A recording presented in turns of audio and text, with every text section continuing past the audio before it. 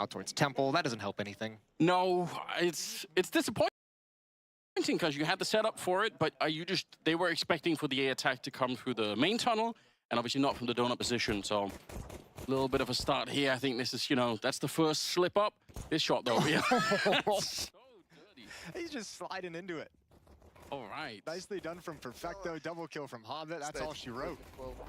So 1-0 for Cloud9, and they're going to get the advantage heading into round 2. And looks like we're chilling. Looks like we're going to start this round over. As everyone hangs out. Yeah. Can't really disagree. Boom. It's done quickly. I've got to say, how do you feel? You're a local hero. Local hero. He called you an it as well. Yeah, that's true. It is a local hero. It's a local. I'll take it. Whatever praise I can get, really. It's a low bar for Anders B. Lou. Yeah.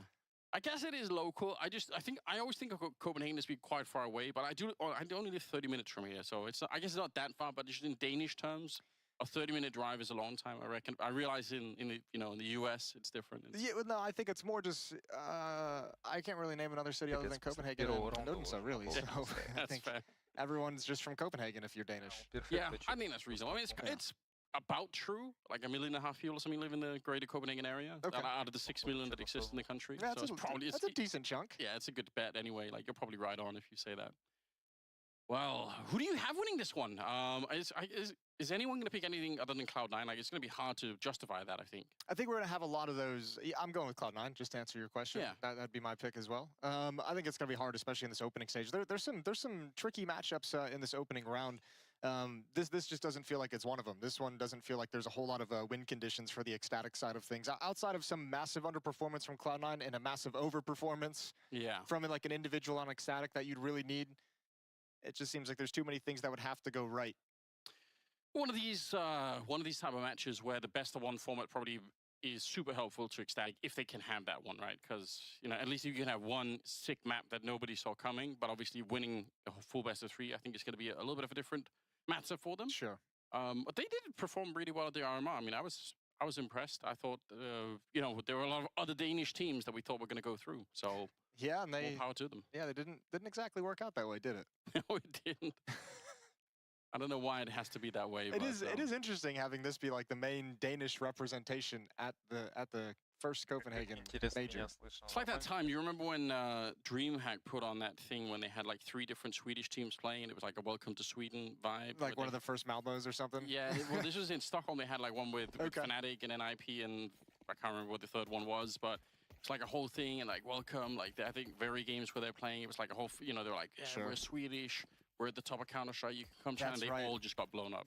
That was like real early in CS:GO. That was like 2015, 14. Something like that. Yeah. One of the hypest intros that's been made for a really long time. Like I'm gonna tweet it out after the game. I'll remind everyone. Here we are though. Some restarts are coming in. Hopefully that means we are hopefully good to go in a couple of seconds here. Yeah, we just run around spawn, shoot at the walls, making sure everything feels good. And yeah, this reset, we'll see what they start buying. Looks like it's going to be potentially good to go.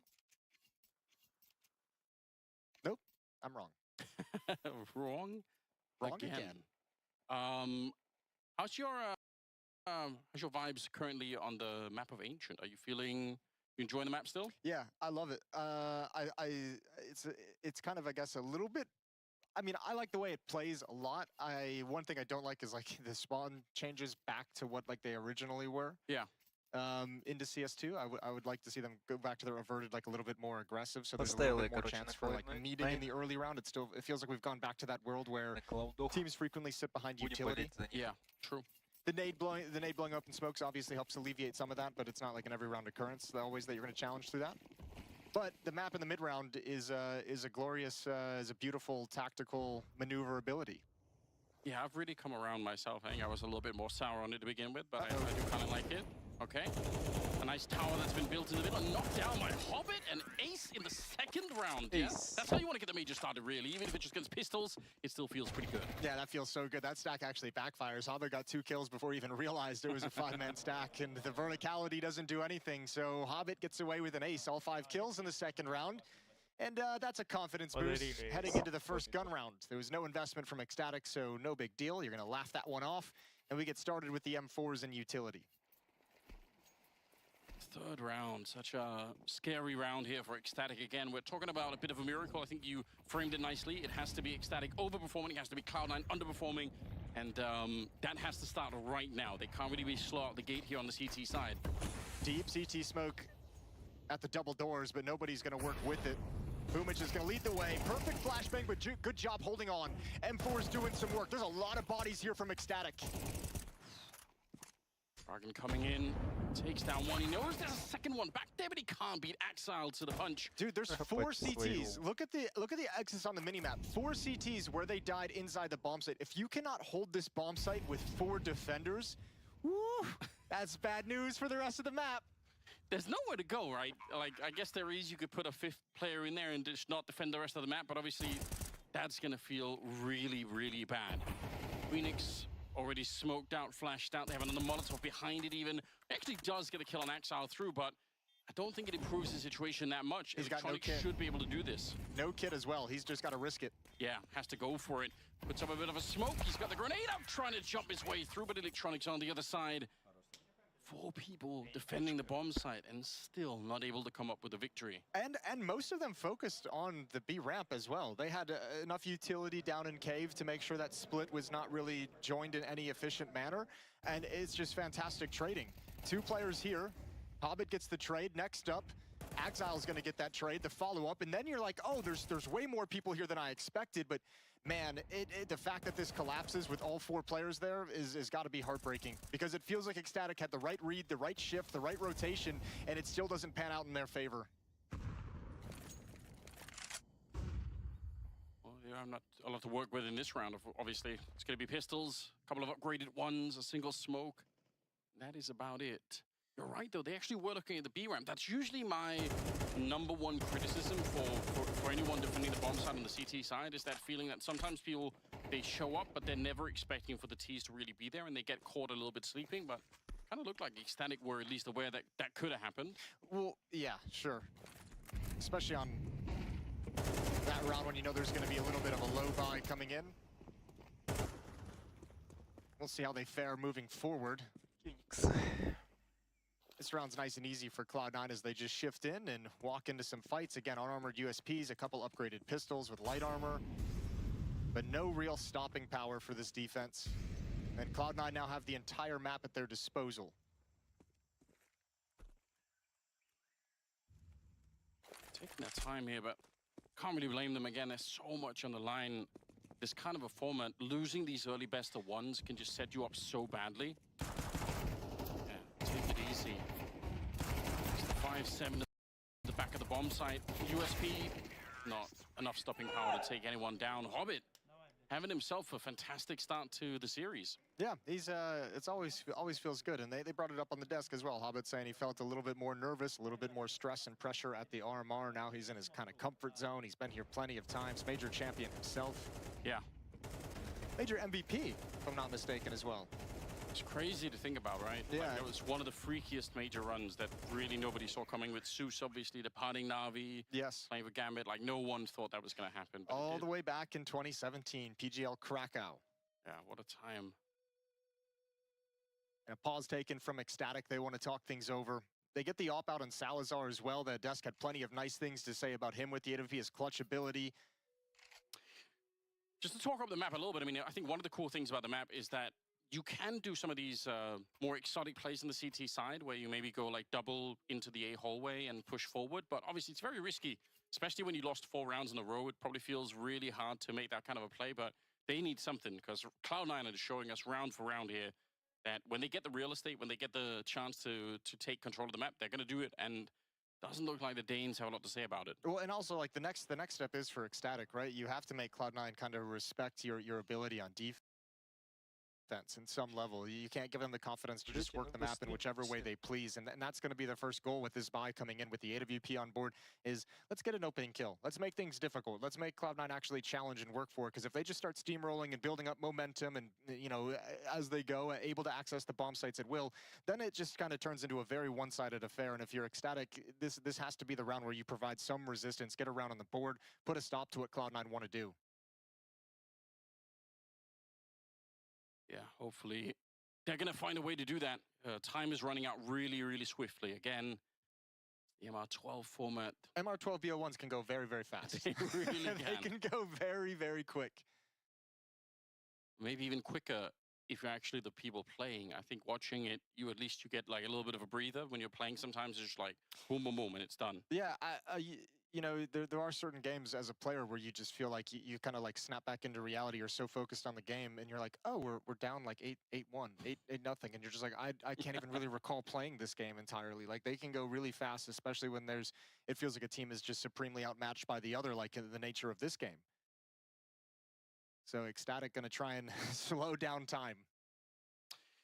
Yeah, like if you're driving, you know, familiar road and you're like, how did I get here? Did I just autopilot like for a couple of kilometers? There's a name for that phenomenon, like with the automatic driving where like you don't even realize you're like, I haven't really been paying attention, but my brain is doing it. I haven't killed anyone yet. Yeah. I think. I've stopped at all the red lights. So it's going okay, I guess. Yeah, just to make sure everyone understands. That's not how you want to be playing the major. Not how you want your first game to go. You kind of want to, you know, have more agency inside of the game than just being kind of rolled by Cloud9, which is pretty much happening at the moment. I will say this on the other side, though. It's good to see Cloud9 with some confidence and just playing better, because for a while they look like they've been struggling for no real reason. It's been very frustrating to watch. I mean, let's frame it like this, because the reality of this Cloud9 team, obviously, when they made the roster changes during the break after the last major, bringing in the Navi guys, held to be like the next big super team, like hands down, the biggest roster changes of that time, and expected to propel them to like a top 3 team that's going to be challenging for every trophy. That failed. And they've obviously had Shiro depart the roster. They've had Boomich come in, brought an in-game leader. The conversation around them now is the lack of an AWPer. But realistically about this Cloud9 team is this has to be a good run from them at this major. Like if it's not, then changes are going to have to be made. You're gonna have to find a way to bring an AWPer and bring somebody in who can have an impact and turn the fortunes around. So, I mean, not just in terms of, you know, wanting to do good at the major. This one for Cloud9 has massive implications of what's to become of this roster and the organization moving forward. Yeah, I think that's true. It definitely is. And I did the Desco bringing it up, talking about it a little bit with Axel and the obvious lack of confidence that he suffered.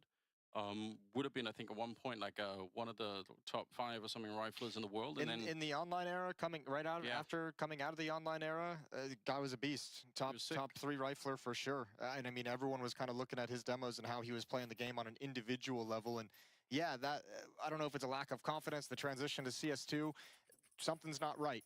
Something ain't clicking as well as you'd like to see a player of Axel's talents and ability.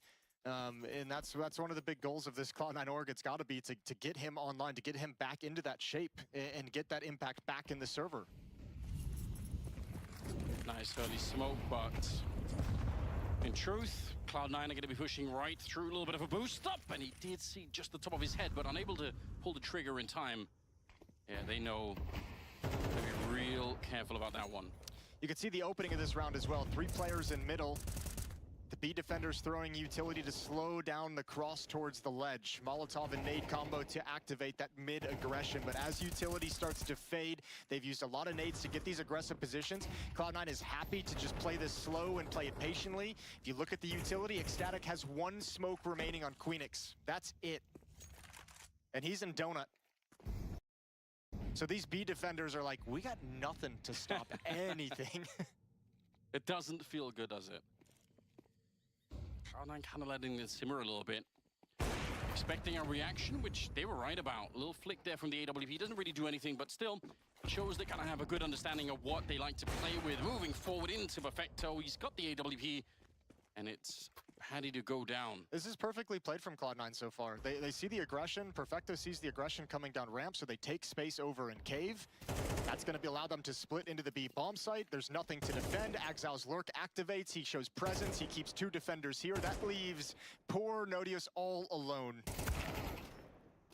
Wow, they've really completely picked them apart. You have Perfecto with the AWP playing deep behind the double doors. He's got so much safety, can get into cover, can take his shot. He got the pick on the aggression.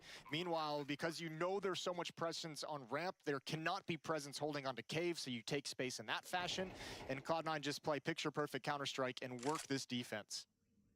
AWP hasn't even fired a shot for Salazar. Hasn't been involved in anything. And now it's just the plan to save the weapon. Could put this round in the Counter-Strike schoolbook, couldn't you? This is beautiful. Even the slowdown once they realize there are no more grenades and they see it coming, that Ecstatic, when they don't have more grenades, they probably have to move forward to try and get some information, at least to make up for the lack of grenades. They do, and they kind of get caught doing it. Damn. Wow. All right, Hobbit came to play. Yeah, you could say that again. He's 12-1 right now. Obviously, 5 of those kills in 1 round, but still. 7-1 still ain't bad if you take the fluffy ecos out of it.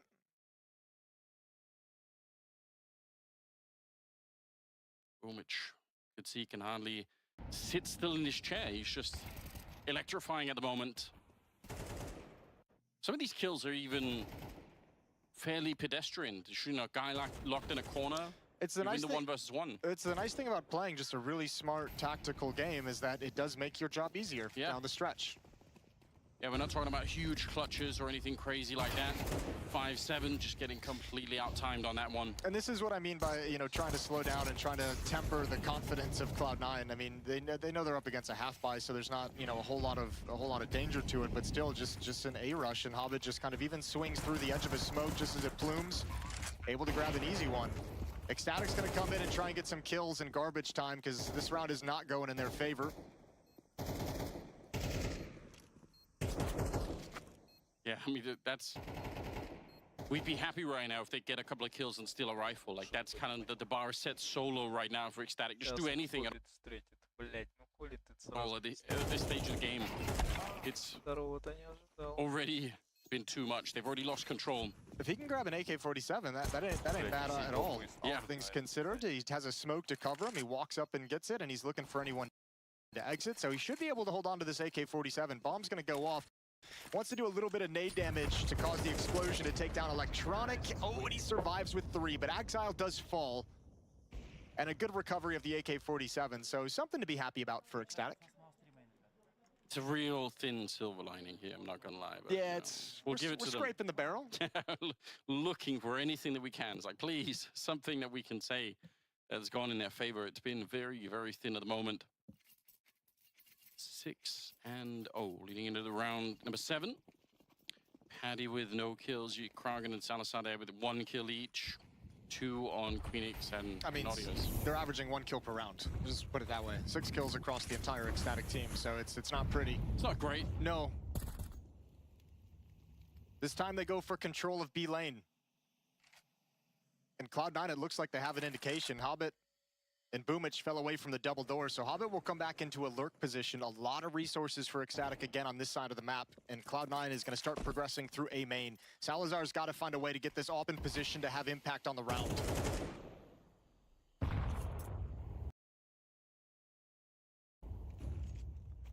Yeah, if they hit the A-bomb site a little bit early here, if Queenix going to be alone on that position, that's going to be really rough, isn't it? They're missing a timing window, Cloud9, but it's okay because the window is wide open. there's still an opportunity, although a defensive smoke at A main, I think, kind of ruined Cloud9's idea. So this is actually pretty nice now from Ecstatic. With that defensive smoke in A main, it allows them to have 2 defenders there. 1 player is aggressive in mid. They control B lane as well. They have a lot of information on the map, and they've at least slowed Cloud9 down. They've taken away, you know, plan A. But plan B is still dangerous. They are pretty much out of grenades here, so it has to come down to just the raw mechanics. Queenix, good, and a little bit of a follow-up here. Kragan trying to do the best that he can. They do line up for him. A big double kill. A triple at the end, and he'll close it off, finding 4 of them. That is absolutely what they needed. Yeah, that one is really nicely done. And Cloud9 just kind of get funneled as they move around this map. They lose control of B lane. They don't have control of middle whatsoever, and they really just get funneled into that A main hit, and Ecstatic is ready for it. First round on the board for Ecstatic. It took some time, but we got there. Yeah, we got there. Well, and nicely for them, 4 players survive in that victory. They recover an AW, or they still have the AWP on Salazar, I should say. He didn't go down. But 4 players surviving means like you're not in that immediate danger of getting reset. You've got plenty of money to work with. It's built up on a couple players, so now you've got some room to work with, and Hobbit just barely survives. He still goes for it, but an easy kill even while blind for Patty. Yes, really well done. Another good flash setup there with Boomich. Gonna get found in the middle of it. And now you have to hit this timing if you're Cloud9. Yeah. You have to. You have no other options. You can get a clean kill on Queenix. That's what they're hoping for, and his job, just stay alive in this position. Just whatever you do, don't go down for free. Smoke on top, Molotov as well. He's playing it right at the edge, trying to optimize this one, but there's a flash to follow it up as well. Exile's a pretty good kill. The trade is there, and the rest of them are starting to rotate on in, so there should be no more surprises here for the CT side. Tick of the Molotov's going to let him know that Kragan is very close behind that smoke. Now the real issue is Perfecto doesn't feel comfortable finding a new position. He's stuck inside the bomb site, so Electronics got to stand tall and fight with him. A little bit of a spray. If that would have been an instant headshot for Electronic, maybe it's a different round. But all right, second round for Ecstatic, and they keep 3 people alive this time. Yeah, that's really, really nice. I think you're exactly right, though. Queenix committed around the edge of that smoke. That could have gone way worse. Got on Kragan to get the rebuttal through the smoke to help alleviate some of that pressure. Very different retake if there's 3 Cloud9 players alive and they feel comfortable falling out of the bomb site after the plant. But that's 2 in a row for Ecstatic. They're going to try and claw themselves back into this map. Starting to look good. I think the Cloud9 timeout right now is to discuss how exactly B lane is being controlled by Ecstatic, because you have an opening double kill from Jaguar in this round. Previously, 2 rounds ago was just complete B lane control that Cloud9 had to back away from. So the conversation now is do we want to fight for that? Do we want to try and exploit some of that early presence and go elsewhere with a little bit of gusto? Or how can we make sure this doesn't happen again? I mean, there are definitely ways. I think in the meta right now, you see sometimes teams just hit the A bomb side really early because a lot of CT sides will have 1 or none in the A bomb side to begin with. So there can be a timing window like that where you can just kind of get there before anyone else shows up. And obviously, Cloud9 can't. Ooh, hold the phone. Fast out mid, running right through the Molotovs, extinguishing them. And Axile's got a wide angle. Kragan comes back, and he's been an impact player. He's out of the fight. Trying to get the spray for the smoke there, and they know that someone else could be in the middle. Look at how weak this leaves the B defense. Cloud9's going to be happy with this 1-for-1 trade, this 4-on-4 now in the mid-round. Yeah, they definitely will be smoking it off. Waiting. Oh, it's so close, but actually, Naughty's on top of the smoke. I can't believe he won that fight. Looked like Axel knew. Yeah, I think he did. I think he realized that smoke was a little bit shallow, so he was looking for that exact peak. Just fires off a little too quick. Hobbit now, good game from him, but he's shut down as well. Ecstatic, it took him 6 rounds, but they're in the game. Now they're starting to control things from the CT side, and this is looking much better. That's a really long time to war bump into a game, but, I mean, it's not done yet. Love this mid position. They're really far back on the B bomb side. They're playing it well. Yeah, I was going to say, I like the passive B defense at this point. You're just watching for them to commit. You have such a massive advantage. You don't actually need to hold on to the bomb site, especially as you mentioned, that mid position can be a very fast flank. Boomich is just going for the bomb plant. That's victory of sorts in this round, but a win here, near impossible, and he won't expect the timing on that flank. So 3 now for Ecstatic, playing 6 for Cloud9. What a round from Naughty's. That's like that middle fight that he wins both of them in there, making all the difference in the world. And yeah, good with the flank as well, but still.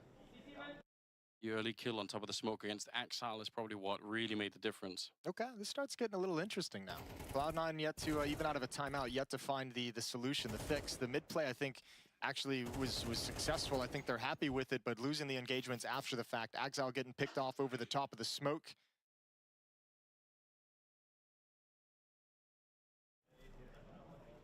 But Ecstatic creeping closer to making this a game. Challenging for this map. Hey, it was starting to feel like one of those games that you're just like, oh, okay, they never showed up. On to the next. But Happy to see that they are waking up just a little bit. The individuals here, a little bit slow to start on the Danish side. Still hadn't really seen Salazar with the AWP do a lot. Yeah, I was thinking the same thing.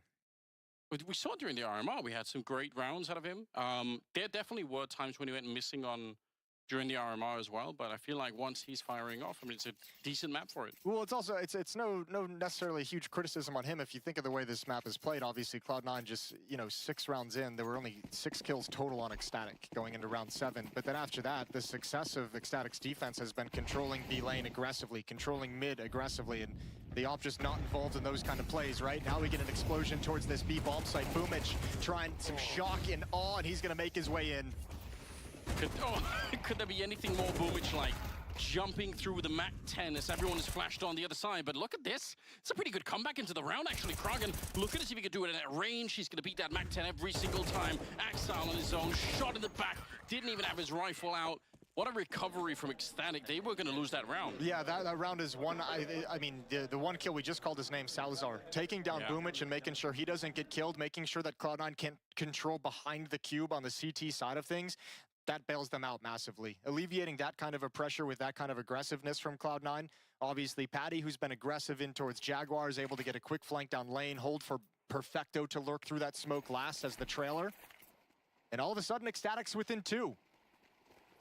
Okay, yeah, now it's getting a bit more interesting.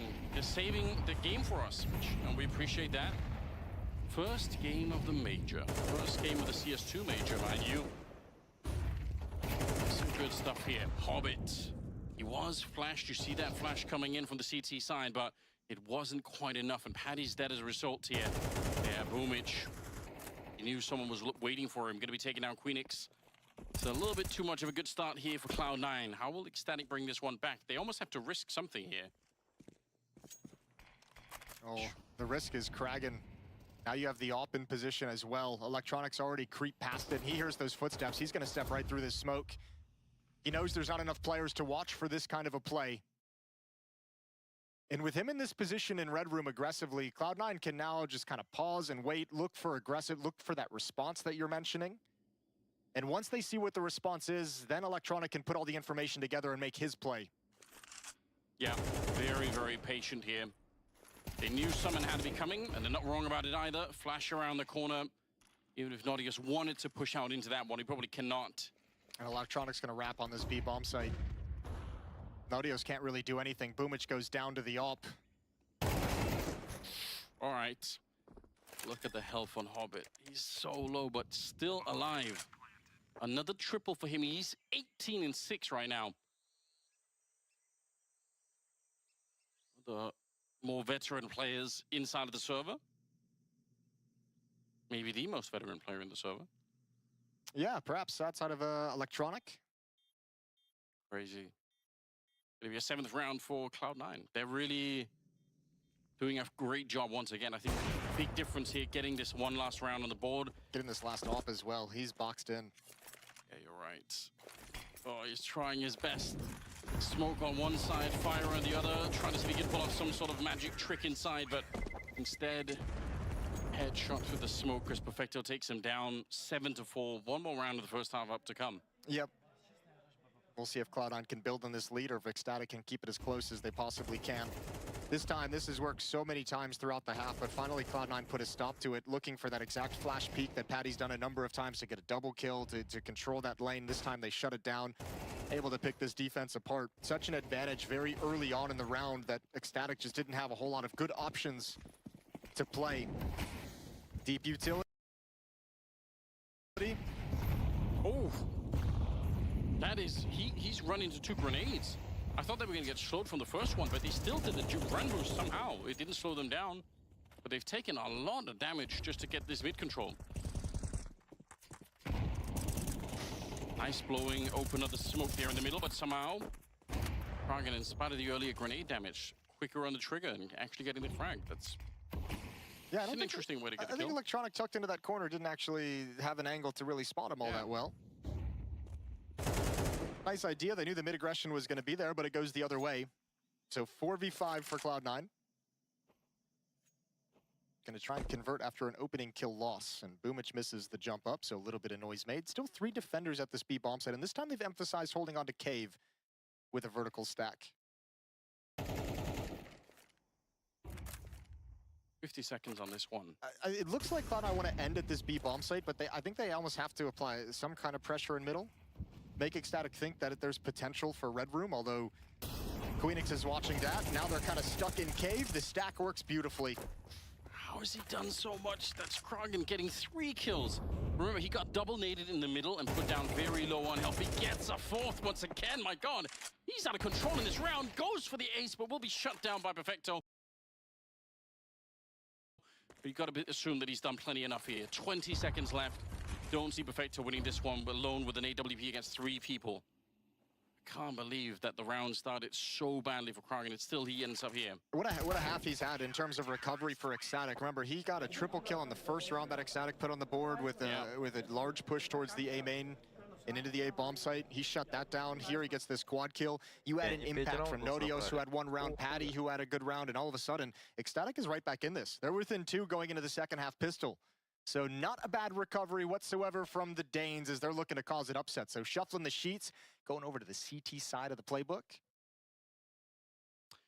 Or the T side of the playbook, excuse me. Yeah, see if they could do anything here.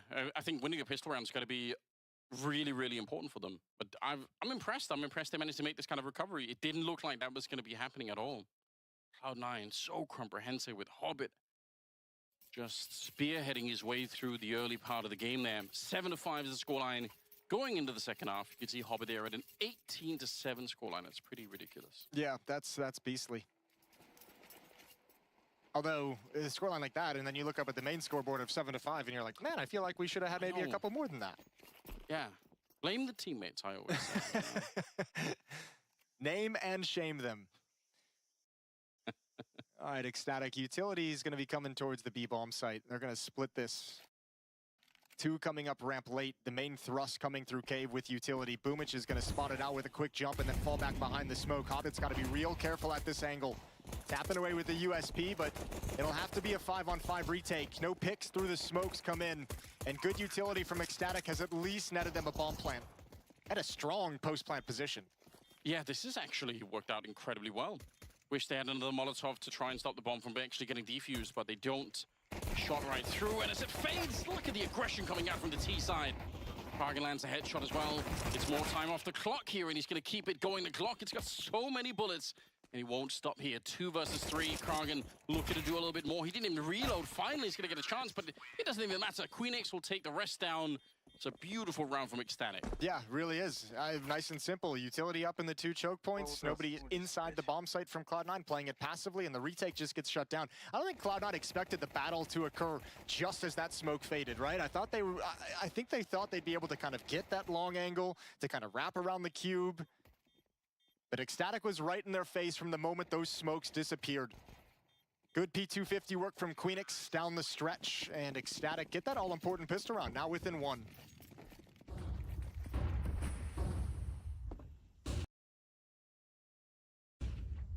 You're all right, though, if you look at the rest of the scoreboard. I mean, I think especially Perfecto and Electronic look like they're a little bit out of place at the moment. Electronic on just 2 kills. If you think about, again, pedigree of player that he is, you expect that he can step it up, and maybe he will in the second half here, but kind of need him to.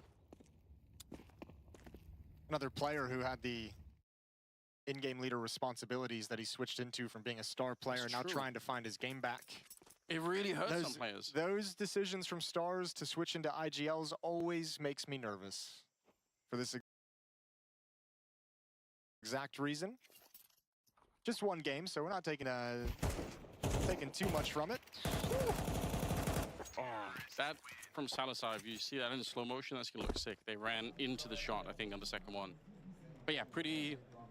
This gets interesting now. I mean, in a world where not a whole lot of us saw room for an upset win.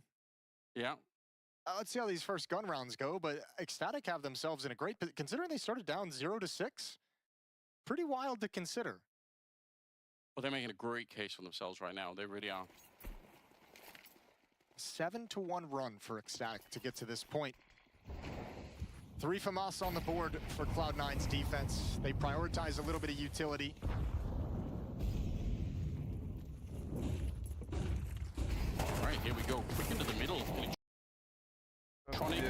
Pretty good kill with the FAMAS. Exile there to follow it up, and flashes are going to be coming out into the middle. They're actually bumping into each other inside of the smoke. It's Exile lining up a double kill. And Nodius, he'd love to do more, but the truth is... A bit of a distraction from Boomich, like the noise tagged him through the smoke, even bumping into him prevents him from actually crossing that smoke in time to join up with the mid hit. True. So it's seemingly just inadvertently for a good job holding the smoke deep in. Him and Electronic working together to man that mid defense, and it works perfect. Yeah, big boom, bodyguarding the actual lane. Just can't get through, that's frustrating. Well, like you said, wait to see the gun rounds. We've seen one of them now, and obviously with Cloud9 winning it in that fashion especially, makes you think that it's maybe their time to start to come back into it a little bit more. Exile's going to be asked for a little bit more as well. That's a good timing on the Molotov as well. Smoke is coming in. That's going to buy, what, 6-7 seconds for teammates to shift and rotate over. And now Electronic, it gives him time to get in a position and lay down a smoke, so the hit's going to be uncomfortable for Ecstatic. Oh, speaking of uncomfortable, the Molotov right off top. It's Exile, the spray. It goes on forever, but he can't find the second kill. Still a 3 versus 3. Good position here from Kraken. You can see he's on lookout as the bomb is getting planted on the other side. 3 versus 3. Oof. And Nodius, yeah. That's the sound you make when you see the comeback happening. Nodius, timing is everything here. He's going to find the kill against Hobbit. Boomich alone with the FAMAS. He knows where one of them is. He probably guessed where the other one is. Going to pick up the kit, but is it going to be quite enough? Oh, he's going to go straight for it. Just no way. Not even faking it. He will get checked, but that's a nice idea. I was a little bit worried. Smart play from Salazar, though. He tucked himself into A main out of sight. He just said, I'm not even touching the keyboard for a little bit. Nice flank to get that kill. And Ecstatic barrel through some well-timed defensive utility from Cloud9. It does not dissuade Ecstatic whatsoever. Fantastic trading coming through. Exile couldn't handle the spray for a double, but this flank really sealed it.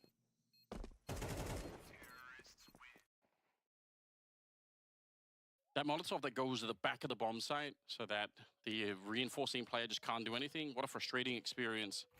Yeah, you have, that's like such a critical Molotov. That headshot angle can be so tricky if he's able to get into cover. Peek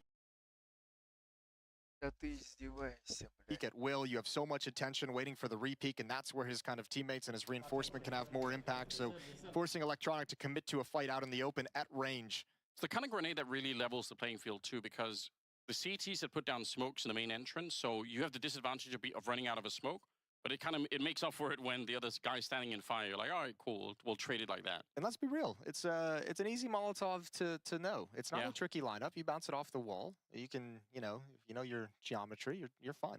Geometry, so, trigonometry. Yeah. Yeah. All the math. Yeah, something like that. There's no excuse for you not to know that Molotov is my point. Everyone learned that. Yeah, or to not know geometry. That's also important. Like, everyone always says, like, oh, what do I need to know about, I can't even pronounce it. Yeah. What do you need? Everyone says it, huh? Yeah, everyone says it, Jason. Sure. That's why I won't. I'm not like the plebs. I won't say it. Yep, well played. All right, little bit of a labored buy for Cloud9. Not the ideal time to have this coming out. MP9 on Hobbit, CZ on Boomich so he can get utility. FAMAS on Electronic. And just due to the... Oh, that's nasty. God damn. Electronic is no more. Having himself a rough game.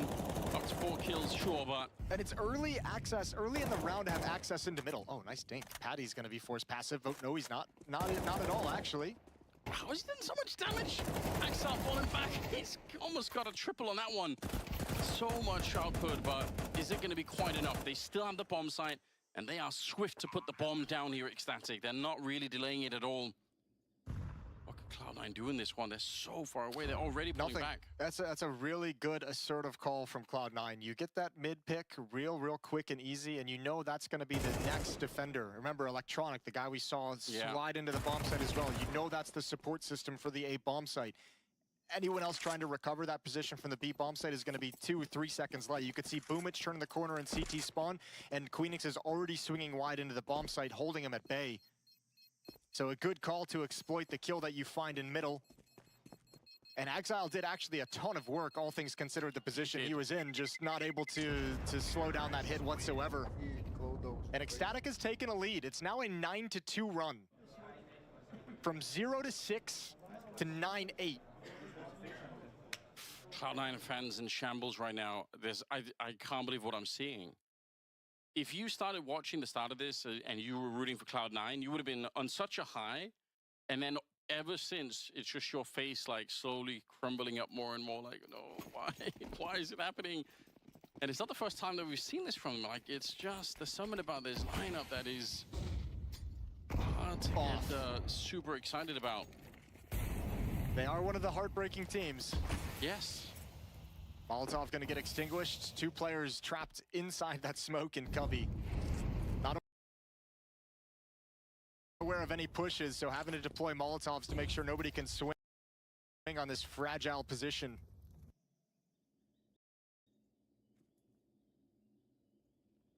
At least they have the AWP and the AK saved from the previous round, so that's very helpful. Yeah, true. But also, this is the team that we kind of criticize for not having a real AWPer. Yeah, it's in the hands of Perfecto, so yeah, it's a nice thing to have, but the idea that Perfecto is going to be the one with the AWP to turn this round on its head, that's quite a stretch. He'd love to be rewarded here. Hoping for the headshot on that spray, but not going to really get it. 3 people over at the B-bomb site. Perfecto in the middle lurking around with the AWP. He's going to get smoked off here. If he tries to beat the smoke and actually makes it, that's such a sick play, but otherwise he's entrusting the AK on this side to really do all the work. Remember, it's too much of a risk. All things in this round, if this doesn't go well, the AWP is just going to save. He's going to hustle over to the A-bomb site and hide. So they really need Hobbit to provide something if Perfecto is going to get activated. He missed the timing over towards ramp. Oh, the spray comes in. He can't find any of the kills. He's out of ammunition. Easy for Naughtios. And all of a sudden, all the pieces fall into place. How do you do so much damage and find no kills? 3 of them. They didn't even know what they were getting punished from. And they just kept walking in front of the bullets. If they had anything else here, it would have been quite doable to clean it up, right? And somehow they're just not able to. That is unfortunate. Like you said, the secondary objective here, save the AWP if you can, if it's at all possible. Perfect. Going to be found right away. 10-8. Jason, what is happening? Why is it happening? Yeah, the majors get weird, man. The majors get a little bit weird. Ecstatic looking to cause an upset in the opening match of the Copenhagen Major. And they're just 3 rounds away from doing it. And Cloud9 have yet to win a round that settles the CT side. They have yet to win a round that allows them to actually take, get a tight grip on this defensive side that's convincing enough to say, we've shut down what Ecstatic likes to do. Now we're in some control. Now we can play our game. They've been labored. They've had low economy buys. They've had FAMAS. They've had CZs and MP9s. Cloud9 out of this timeout better turn it around immediately because Ecstatic is marching towards that upset. And you couldn't have asked for a better start. It was so flawless what they were doing, Cloud9. They were absolutely running them over. And they were giving out a lot of praise to like the tactical understanding when they were on the T side at the beginning. They were really picking apart the Danish defense every single time. And then, I mean, especially Kragen started to get back into it. Had a couple of back-to-back triple rounds. Yeah, you got to give him a lot of credit. He's the one that got this team started, even to get their first round, and he's continued it ever since then. And look at this call from Ecstatic.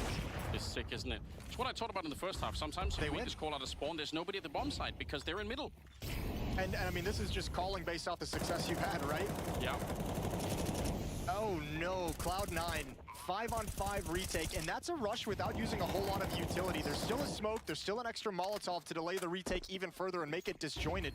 Cloud9 have a real decision to make if they even want to go for this. I think they've got to investigate and see if they can get some kills at the very least, but it's a big risk. It's so risky. It's one of those rounds where if they get one kill here, they're definitely going to go for it, and they might lose everything. A little bit of a shot. Hobbit gets one in return. They're still committed to it. It's all the rifles on the line here. This is it for Cloud9. They must win it. The defuse is happening still inside of the smoke and actually do it. Hobbit on the lookout. I can't believe it. That's beautiful. That's so beautiful from Cloud9. That is just creating chaos.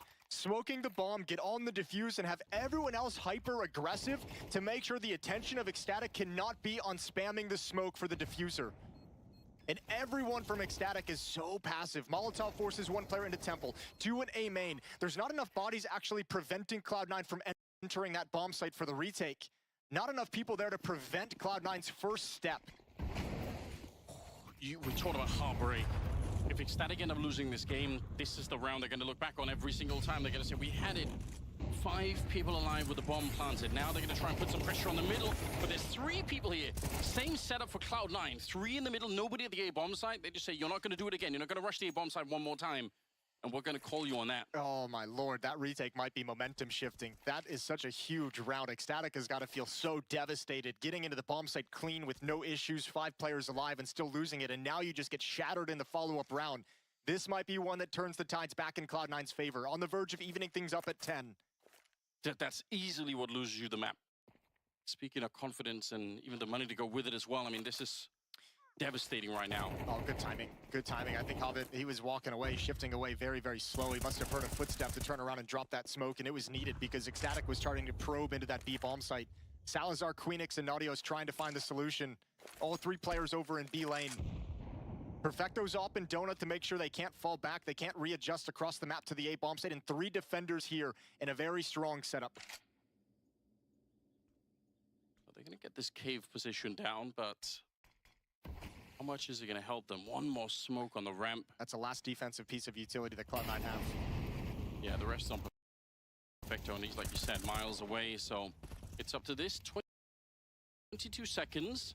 Electronic kind of looking for it, and they are aware, but it doesn't even matter. Bomb just barely getting planted. Salazar on his own, very low on health and completely isolated behind the pillar. It's going to be Hobbit to find him at the end. His 25th victim there. That ties up the game, 10-10. Really, really smart, experienced play from Cloud9 as well. Just playing right behind that Molotov, allowing them into the bomb site, not trying to overextend too aggressively. And now salvaging AK-47s for the final stretch of this map. We're all tied up at 10, so Cloud9 have their rebuttal.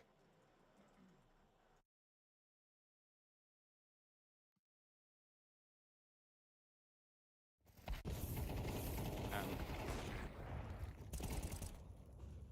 pulling the same defensive play in back-to-back rounds, even if it costs you in the first one, just knowing that there's very, very slim chances that Ecstatic would try and do the same rush again to the A bomb site, and they were absolutely right. So, well played, Cloud9. Good understanding of what's going on here. 21st round is coming up. 3 MAC-10s, fast-paced. Yeah, straight into the bomb site. They tried it at A and it worked. Now at the B bomb site, Hobbit, even blind, is able to get that kill. He keeps it going. They line up for him, and it's 3 shots before they finally take him down. Naughtios, the 1 versus 4 here.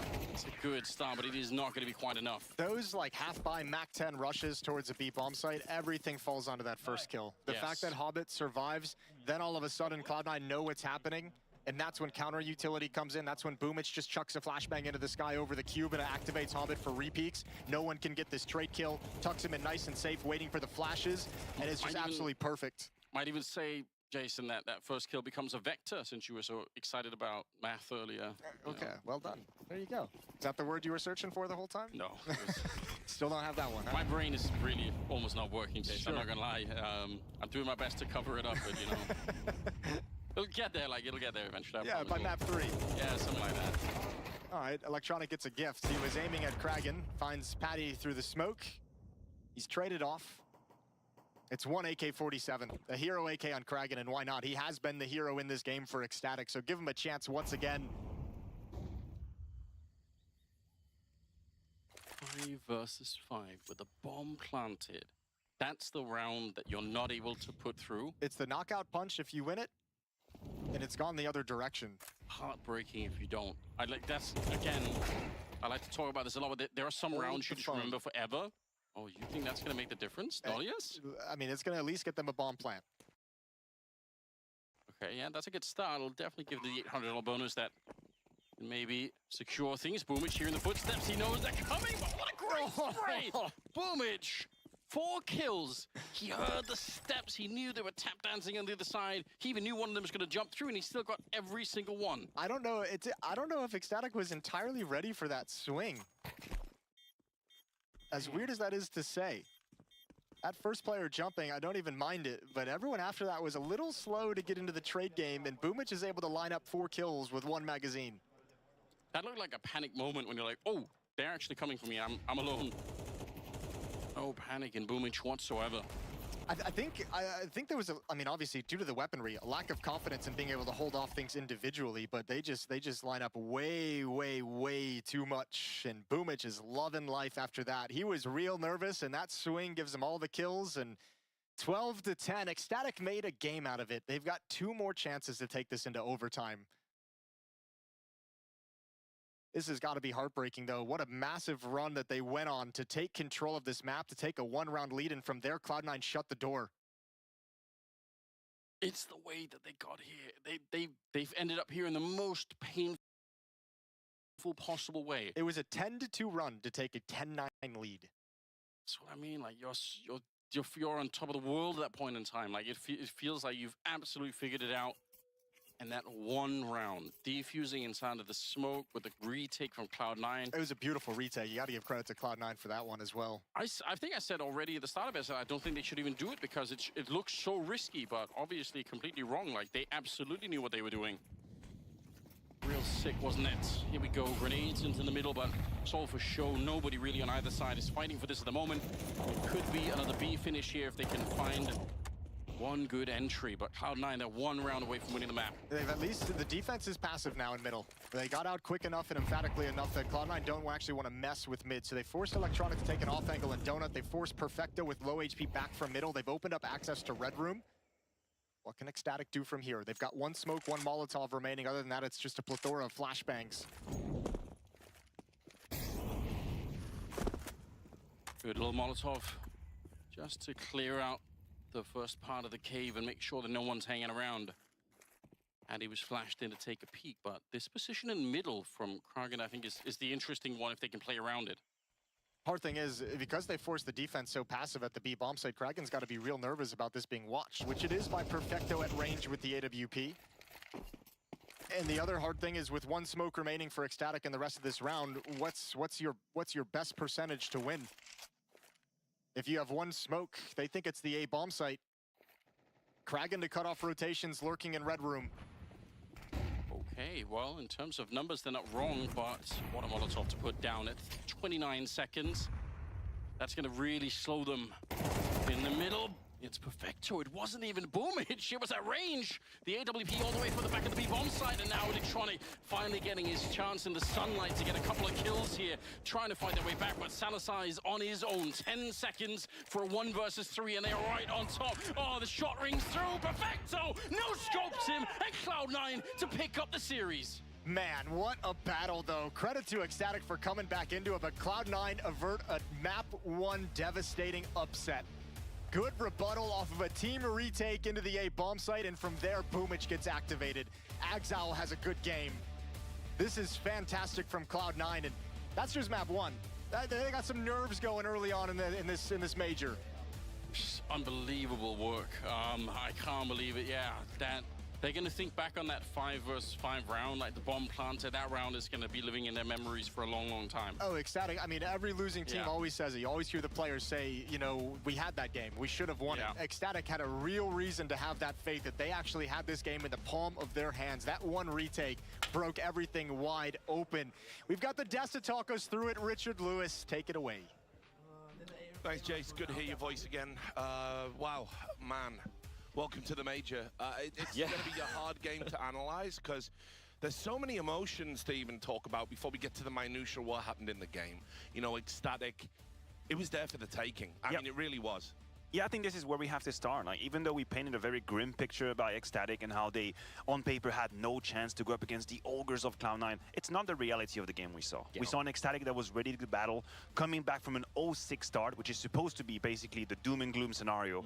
A lot of resilience, coming back into the game, tactically as well, very good ideas, knowing how to sort of fight for middle without overcommitting, putting a little bit of a wrench in the plan of Cloud9. So I want to start by giving props to Ecstatic because I think they do deserve a fair bit, but then there is the heartbreak. Character, right? Yes, they Get did, back into it. and that is something which we've been seeing time and time again from this team during the RMRs as well. And as you pointed out right there, Matthew, like, you know, 0-6 down. 0-6. 0-6 down.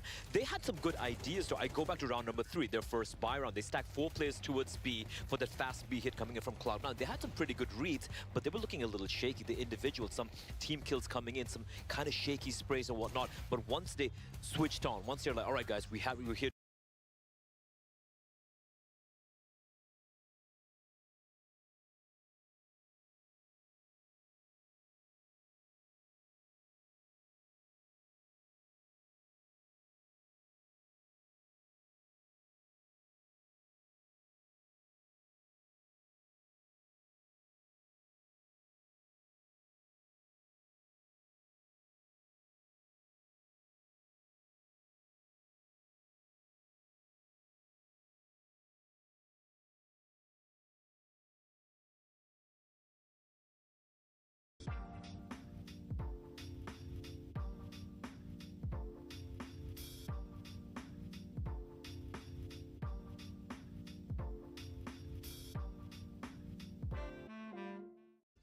Вот в таком плане как бы могут и пейнт себя проявить.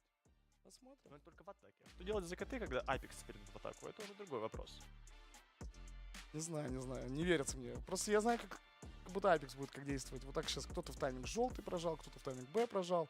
Там, а пейны будут чувствовать себя зажато. Ну вот, кстати, право выбора стороны у команды Apex как раз-таки на этой карте. Я думаю, что они пикнут КТ сторону, хотя могут взять вполне и атаку. Почему бы и нет? Я не вижу тут, знаешь, весомой разницы, за кого начнет Апекс. Вот так. Они что Тоже там, так я думаю. думаю, будет... Как по мне, счет будет какой-то разгромный. 13-4. А у нас уже пистолетка в самом разгаре, поэтому прыгаем на карту. Apex за КТ пейн в атаке. Есть размен 1 к 1. И перетяжка под пустой Б-плент. Но тут плент не пустой. Стика на месте за электроником. За электро, точнее, будет дефаться. Киевчика полетела на бомбу. Много дэмэджа нанесли, но падает стика и уже преимущество на стороне пейн. Еще и по голове, как они дают, у него остается 2 хелспоинта. Сенс пытается ворваться, распикать слева, распикать справа. Сенс, хороший килл по Нисимо. Еще один ответный фраг от GKM, и большинство себе могли бы выиграть Апексы, но размены летят, размены один за одним. Лакс последний, 1х2, там красный как Анита, фуловый Сенса, но он не перестреливает Сенса и проигрывают по итогу пейн раунд, где они были 4 в 3, где из 3 еще один красный игрок. Я говорю, мой прогноз примерно 13-4. Капитан команды Apex на этой пистолетке показал хорошую стрельбу. Важные 3 фрага на этом ретейке он оформляет. Про что я тебе говорил? Вроде вот пейны заняли Б, вроде уже хорошая ситуация, но вот так и проявляется разница в уровне команд. Вот именно в такие моменты, когда у тебя плюсовая ситуация, но ты не можешь ее дожать, приходят люди и переворачивают. Ну Поэтому- вот в прошлом матче было такое же. О, это так и проявляется. Да.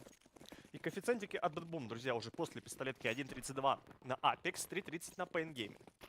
Ладно, ребят, чатик открыл. Иногда буду поглядывать. Иногда. Я, конечно, не как дома сижу.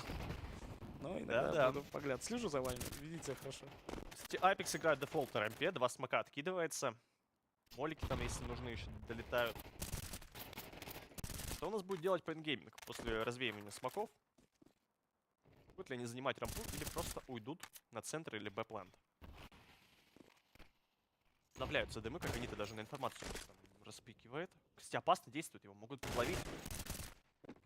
Очень дерзко играют команда Apex, не боятся выходить на дуэли, но по итогу Сенс погибает. И как они это здесь, без хелпы действуют. У него еще есть дым. Но принимает он решение как раз-таки уйти в более пассивный поинт. Мне так никнейм ему нравится. Бигузера. Да, Прикольно никнейм, не знаю, звучит просто прикольно. согласен. Так, интересный поинт у Коконита. Важная дуэль. Что, там разворот колется или почему не выходит? Флешки летят, а выхода нет. Падает звено Да, в как-то- Гагге, но убивать Коконита. Он тут ЖКМ разменивает убийством по Бигузера.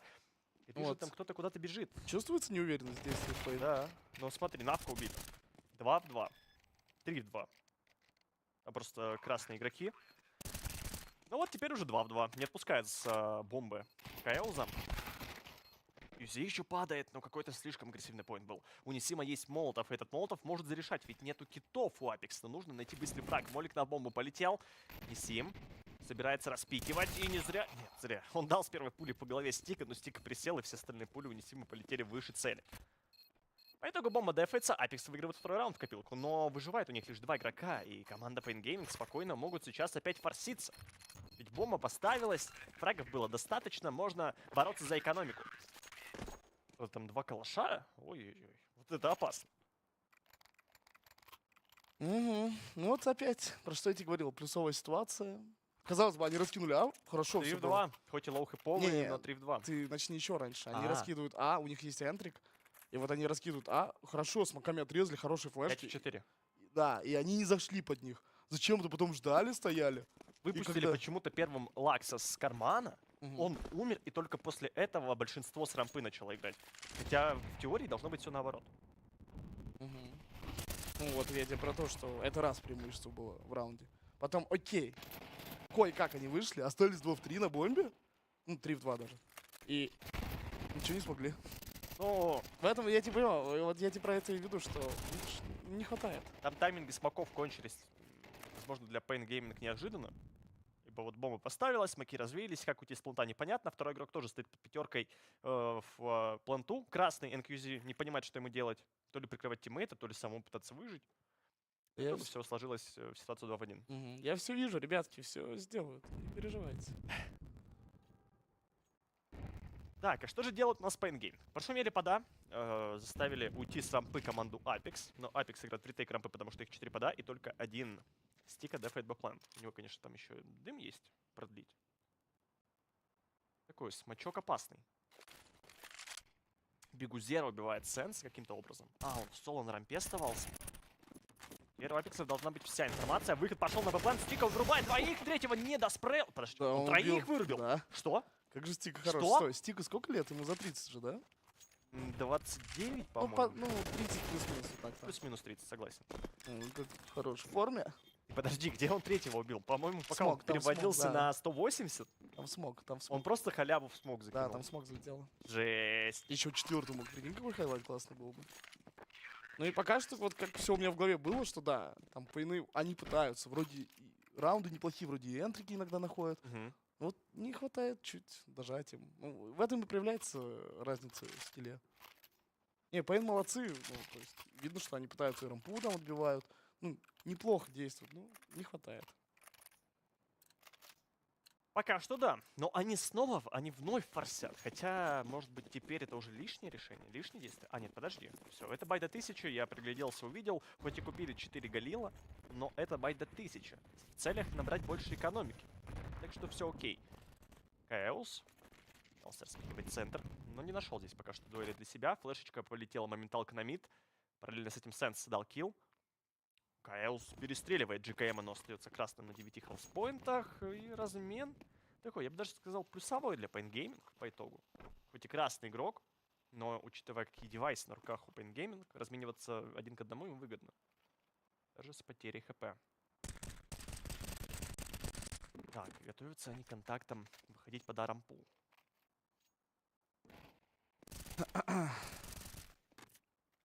Ну что, сколько раундов заберут Pain Gaming? Как ты думаешь? Ты уже переходишь к таким вопросам. Не, я без хейта говорю, просто как викторина. Ну, без хейта тебе отвечу 3-4. Ты за мной повторяешь нечестно. В смысле? Ты еще этого не сказал. Я говорил, Да? 12-4, да? Уже 2 раза, да. Ладно, ладно. Получается, повторяю за тобой. Так, готовится Пейн выходить на А, но тут как они-то оффэнгл, который не сработал. Тиммейт из планта не смог фитить, но смог разменять. По итогу, да, легкий раунд в копилке команды Apex. И они уже постепенно укрепляются по экономике. Пока все просто... Пока все просто, да. Я даже не знаю, ну... Пейны находят энтрики. Даже сейчас, как они-то неплохо расчекали плечами. Ну вот Мгм. видишь, потом просто выходит человек с планта, бах, Там бах, в всё. целом-то и была позиция в том, что под разные углы стоит Сенси и Каканита. Приходится атаки выходить широко, чтобы Каканита Мгм. убить. А там Сенси их принимает. Ну, это комбина, да, понятное дело. Все-таки мажор тут люди. Не фасик зашли погонять. Понятное дело. Ты его... Ты говоришь, лакс? Лакс. Люкс? Люкс? Ну, а как я, смотри, я же не... Люкс, да. Окей. Я же не лак, Тоже верно, тоже верно. я люк. Кстати, небольшой автоп. Параллельно Cloud9 выиграли свой первый матч. Ты рад? Да.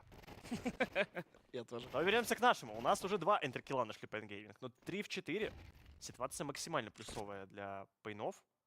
Но вот тут в соло выходит не Сим, я понимаю, он люркер, но он в соло выходит на плент, и Стика его перестреливает. Теперь у Apex появляется информация о том, что под Б вроде как больше никого нет. И паритет по количеству живых игроков. Фу, 3 в 3. Вот давай смотреть, казалось бы, да? Хороший раунд для атаки, Стика красный. Все вот. Все, что нужно, уже есть в раунде. Просто дожать. Ну, я про Пейн говорю. Подожди, там прожимается уже коннектор. Уже в Б-плен заходят апексы со спины. И сейчас тут можно собрать урожай. Ведь второго NQZ не точно не может ждут. спину чекать. NQZ должен бомбу ставить. NQZ падает. А, нет, бомбу он скинул. Смотри, и второго не Стика ждут. не дал поставить бомбу этим действием. И второго не ждут, смотри. Мгм. Он сейчас всех убьет на Б. Тут еще, ой, как О, они-то. Он байтил. Да. Слишком заигрался в байты. Вот тут Люкс, молодец, А. разобрался со всеми. Трипл килл в его исполнении. И первый раунд в копилку Pain Gaming. Раскрутился, расстрелялся Молодцы. и забрал. Хотя вот это вот, помнишь, я тебе еще до батча говорил, что апексы будут просто на уверенности прожимать. Ну, то есть 3 в 3, они, причем это не что-то такое прям дерзкое. Это нормальный мув за КТ, когда 3 в 3, ну и просто прожимаешь, какую-то инфу собираешь.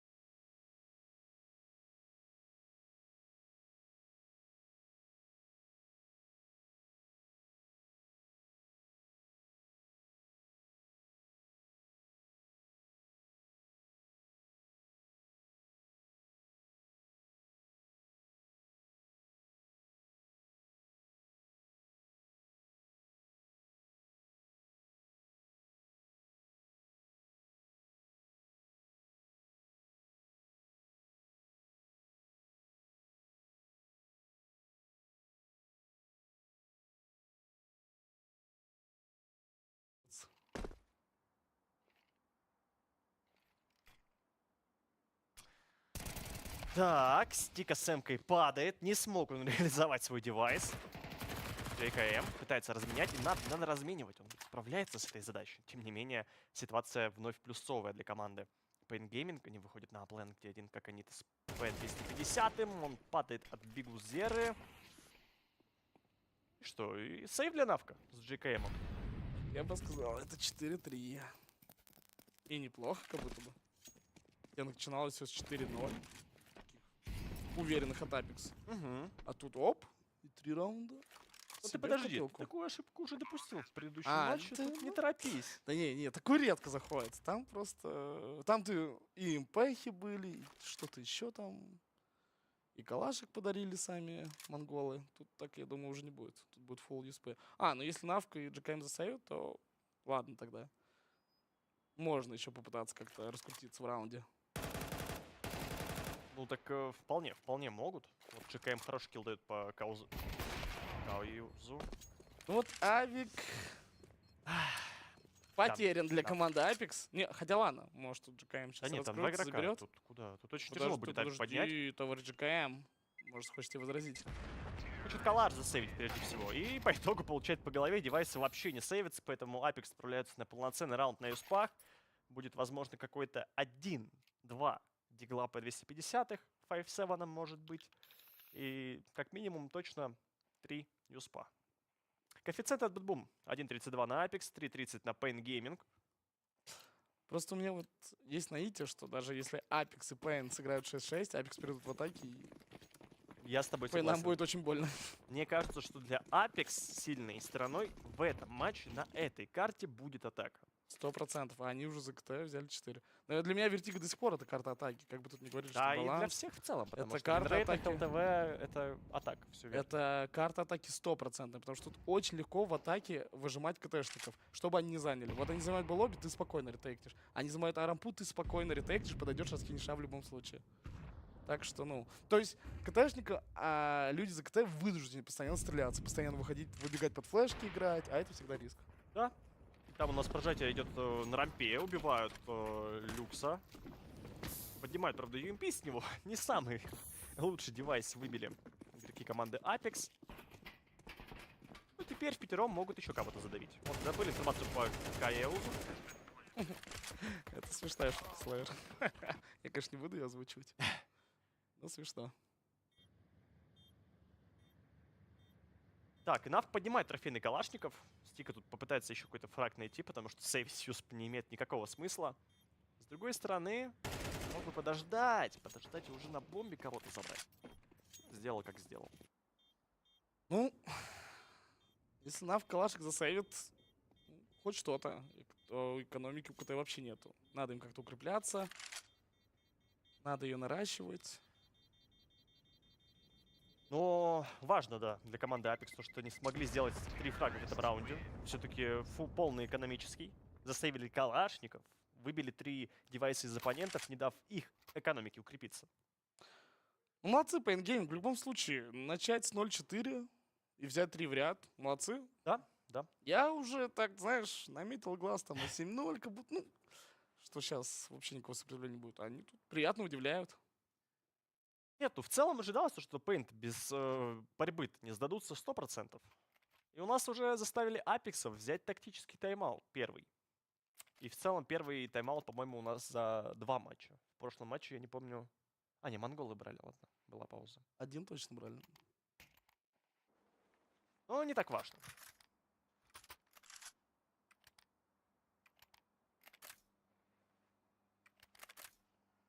Так.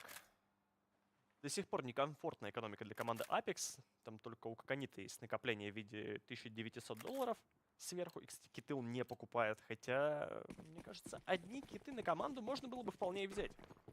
Как-то опасненько выглядит. Ну, уверены в своих силах, что не дойдет до такого.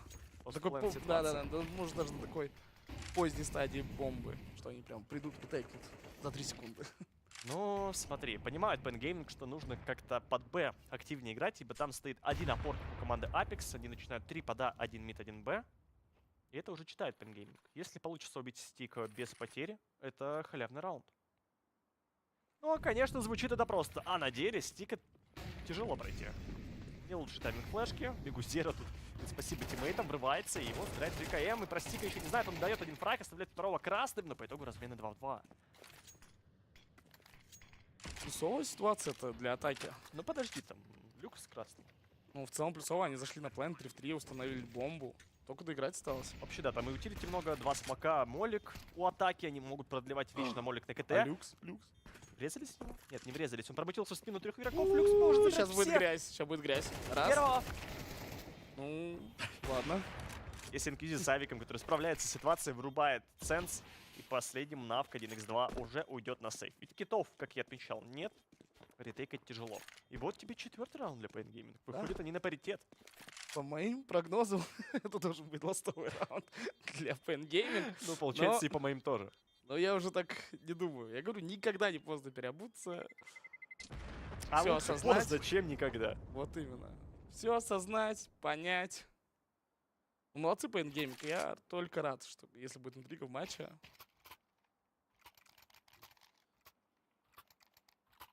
Ну, Согласен с тобой.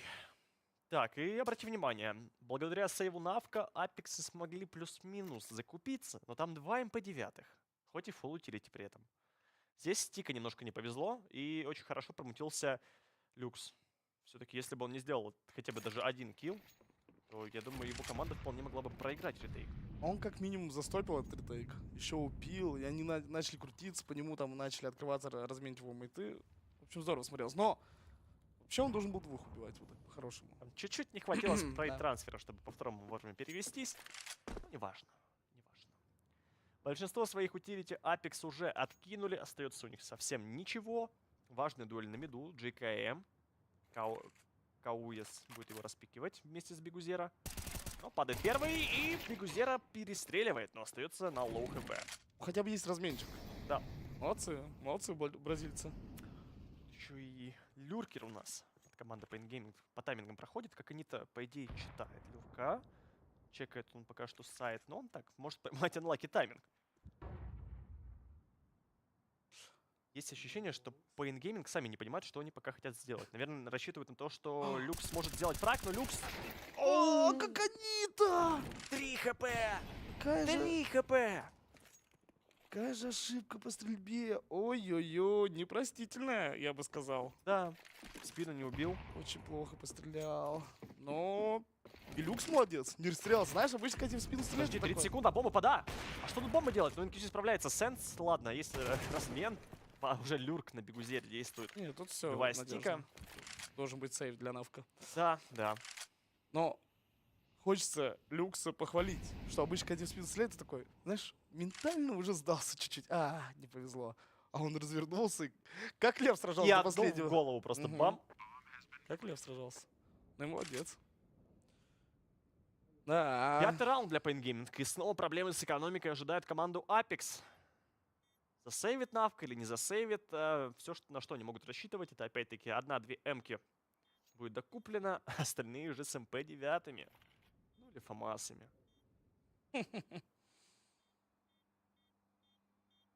Навку еще важно от бомбы не взорваться, потому что играет он довольно в агрессивном поинте. Хотя, знаешь, Какая С2, да. Тут нельзя выводы делать. Навка убивает Бегузеру, но там уже на рампе вышел Миссим. Да, действительно. И не дали Навку засейвить. Теперь экономика просто ужасная у команды Apex. 5-4? А может... Тогда, я же говорил. 4 раунда возьмет команда Apex. Точно, я это и хотел сказать. Точно. Да не, ребят, тут я думаю, что... Еще раз повторюсь, 6-6 для Apex вполне вообще хороший результат за ГТ. Да, это великолепный будет результат. Но будет ли он? Потому что пока все печально. И да, делается 2 КБ, не стали в лишний раз форсить Апексы. Появилась одна М-ка для JKM с первым армором. Остальные ребята играют с пистолетами. Ну и навку есть по 9. JKM такой неприятный поинт. Ну, думаю, что бразильцы будут ожидать, потому что они частенько в вертига играют. Я помню, как тут даже буст делали. Вот прям в этой позиции. И там вышли. Ну, в этой же прям стояли. И Префочем просто убили. Да, Это да. мы, может, даже с тобой матч смотрели, не помню. Вполне возможно, я тоже. То есть, такое люди, помню. которые вертига часто играют, они прям туда уже с прицелом входят. Ну, авка есть и энтрик. Тут спиной не сим был, видимо, боялся, что могли мид прожать, хотя вроде там тоже тиммейты есть, куда он смотрел, непонятно. Но, тем не менее, по этой информации Pain Gaming активизируется под базой А, раскинули плент и готовятся под флешки выходить. А Сенсик колет подсадку. На ней на американском РМРе Колдзера очень много делал, поэтому, возможно, ее вполне могут ожидать. GKM поймал флешку, видит голову на цементе. Получается фраг найти, попадает по голове МКЮЗи, но это же Авик. Он столько стрелял по нему. Да. И в итоге умер от него же. Стика. Есть. Чекнули. Чё? Ой-ой-ой, если бы он второго убил, это было бы очень сильно. Но так размен не в пользу команды Apex. Были в большинстве, остались в меньшинстве. По 9-й Дигл против Калаши и Авика. Как будто здесь надо уходить на сейф арморов. Мне кажется, есть небольшая ошибка от Apex, знаешь какая? Что они дали Пейнам почувствовать уверенность. Вот как Пейн начинали играть, как-то, ну так, знаешь, спорненько. И как сейчас они до уверенности выбегают, уже все четко. Уже нет какого-то мандража у них. Ну, это... Хитрец на навке просто двоих с собой унес. У них денег все равно много, я думаю, это уже не особо повлияет. Ну нет, подожди. Ну, хотя лутс-бонуса нету. А у Если вас будут же есть бомбы ставить. возможность, друзья, залутать топовые призы от Бэтбум. Участвуйте в акции Бэтбум, которая называется «Что раньше?». Можете написать команду восклицательный знак «Что раньше?», чтобы получить подробную информацию. Но я же вам немного не расскажу. Вам нужно будет расставить события в хронологическом порядке из мира КС. И если вы сделаете это правильно, то будете участвовать в акции, где разыгрывается куча топовых призов. Кликайте на баннер по трансляции, чтобы перейти на Бэтбум. Тайм-аут берут у нас Апексы. Хотят подумать, хотят дожать последние 2 раунда. Потому что 8-4... Некомфортно. Ну, это и не прям плохо. Проиграешь пистолетку, и вот 10-4 уже давление сказывается. А с другой стороны, выигрываешь пистолетку первый бай, уже счет равный, ты за сильную сторону. Ну, то есть такой, да. Чуть ниже среднего результата. Но 6-6 это прям будет хорошо для них.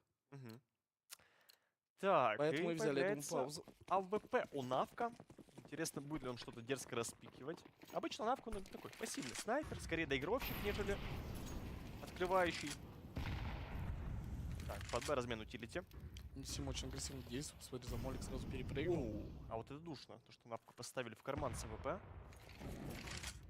Но опять проблема команды Apex далеко не в А-планту, проблема на Б. Хоть и стик обычно дает 1-2 фрага, этого все равно маловато, чтобы комфортно играть ретейк. Смотри, как агрессивно бразильцы действуют. Навк убивает по итогу Люкса. Сера, как же мог сказать стика? Просто прыжком чекнул и сразу нашивать. Очень агрессивно бразильцы действуют под Б. Я думаю, до конца будет дожимать тут, не будет разворачиваться. Утилити у команды Apex, чтобы застопорить этот выход, нет. Последнюю хэшку они откинули с центра карты. Тут как они-то в поджиме нашли. Еще и Бигузер убивает стика. Да ладно. И вот большинство уже за пейнгейминг. Ой, как же Бигузера хорош. Полностью прочитал GKM. Соло, я бы сказал. Прочитал, что будет КТ поджимать. Ну, это очевидно, они 3 в 4, им надо найти преимущество, надо добыть какую-то информацию. И похоже на 7-й для Pain Gaming. Да, Сенса и Навк решили стакать Б-плент до последнего. Если это будет не Б, они просто останутся сейвить свои ганы. Но подожди. Еще непонятно, куда Pain Gaming идут. 20 секунд времени. Побегут ли они на А, или это будет сплит базы Б? Потому что у них есть игрок на Б рампе. Если это будет выход на Б, тут могут быть проблемы. Навк убивает первого, становится за Электро, репикает. Это был опасный репик, за что его и наказали, но Сенса живой. 10 секунд времени, Сенса нужно просто убить бомбу и пожить. Есть молик, есть смоук. Можно кинуть молик прямо под ноги бомбе. Молик под ноги? Нет, не видит игрок этой возможности. Выходит пикаться, убивает одного, остается 1-1, но очень мало пуль. 3 пули в эмке, нужно релоудиться. Он перезаряжается. Несим 50% хелспоинтов, но Несим ставит хедшот и выигрывает 7-й раунд для Pain Gaming. Было очень опасно выходить на Б-план, но они справились. В целом-то Apex угадали. Но вот Навк убивает одного, и мне кажется, он мог чуть-чуть пожить. Там бы его тиммейт убил, и вот уже бы тогда... И 2 в 2, 10 уже секунд проблемы. времени. Уже большие проблемы у бразильцев. Ну, еще и Молик у Сенс. Все равно я считаю, то, что Молик мог отдать. не досмотрел, да. не досмотрел. Ну, ты знаешь, в экшене часто бывает, что ты гранату не увидишь. Ты не об этом думаешь вот так. Ты думаешь, 10 секунд, как бы сейчас размонтить, убить бомбу. Может, не увидел просто. Ну вот Навк мог пожить, его за репик наказали просто. Ну, он с такого угла просто репикал, где у тебя уже пол тела видно, а ты не видишь модельку. Левое плечо, все дела. Pain Gaming берут у нас первый тайм-аут. Понимают, что раунд выиграли на тоненького, и надо подумать, как дожать 8-й. Я бы сказал, что 8-й Пейнам, он просто необходим. В чате пожар. Пожар? Ну, конечно же, но так же всегда бывает. Ну, ребят, Apex фавориты, я понимаю. Но тут еще ничего не решено. Они будут... Во-первых, да. Не забывайте, сильная сторона атаки для обоих коллективов в данный момент. На этой карте. Поэтому даже если тут будет 8-4 условных, для Apex это еще не беда. Беда, если не проиграют пистолетку и первый девайсный за атаку. Вот тогда беда. Ну, а вот смотришь на пейнов, и они прям как так начали, знаешь, такой медленный старт, все уверен. Ну, Apex сами чуть в этом виноваты, что дали им набрать такой ход. Мы все, тем более, знаем, какой темперамент у команд из Турции, у бразильцев. Ну, горячие парни, понятное дело. Разгоняются по Конечно, ходу. и когда ты им даешь вот эту уверенность, это очень опасно. Так, Сенса дает entry kill. Тут нет помощи. Вот чекает Апик. Вроде бы у него был смог в руках, но до последнего контакта пикал. Там как они вроде бы должен был его прикрывать, но по итогу не прикрыл. Лучший размен. То есть опять Апекс подзалили. В этот момент вышло как вышло. Как-то уже Apex начинает смотреться неуверенно. Не очень уверенно, да. То есть вот как они начинали. Постоянно жесткие комбины, все друг друга прикрывают. А сейчас как-то там потеряли игрока, там кто-то поджал. Их уже наказывают за это. Нет такого, что это... Ну, они на уверенности такие Их поджимают. выбили из колеи. Это 100%. Ну что же придумает команда Apex? Все-таки они находятся, конечно, в паритете по игрокам, но они играют за КТ. И ты не можешь просто сидеть. Тебе надо либо застакать, либо прожать что-то. 4 молика у Pain Gaming. А Навк сидит за цементом. Пока-пока, Навк. И у него потушится нет. О, все. Он одного убил, двоих убил! Что? Просто каким образом? Он выходит на их прицелы, на прицелы 2 игроков и убивает обоих. Причем они дают молик, прям смотрят все туда, и он убивает двоих, да. Видишь, Там даже 3 игрока досмотрел, еще инфизию сайтом. Сейчас же есть такая мета, что игра выходящего. Как бы это там физически старались. И по итогу 5-й раунд Apex смогли отнять в этой половине. По итогу good half для Apex, я считаю. Anyway. Ну, играбельная половина. Ну, пистолетка — это 7-7. Да. И они уже за сильную сторону.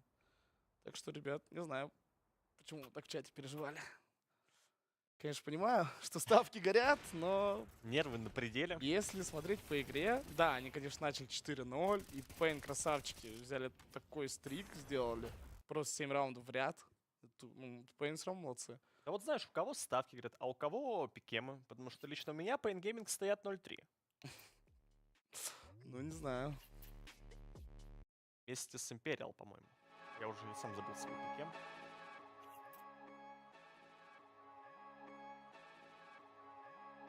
Ну, вот сейчас будет определяющий раунд. Лаксу дропают долберицы, как и Каяузу.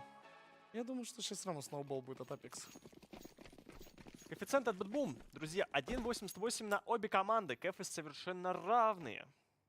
Поэтому ни мы, ни Бэтбум не понимают, кто же выиграет эту карту. Хотя на самом деле мы оба с Люком говорили о том, что атака — это сильная сторона, поэтому Apex в небольшом преимуществе, я бы сказал. Хоть по счету сейчас так не кажется, но по факту они берут пистолетку, все, это 7-7.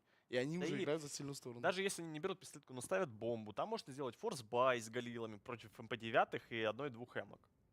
Как бы, опций в атаке очень много. Что же придумает у нас Apex? Занимают мидл вчетвером. От флеш будет врываться. Флешка полетела, бам. А, нет, это смог. Это смог. И контактом.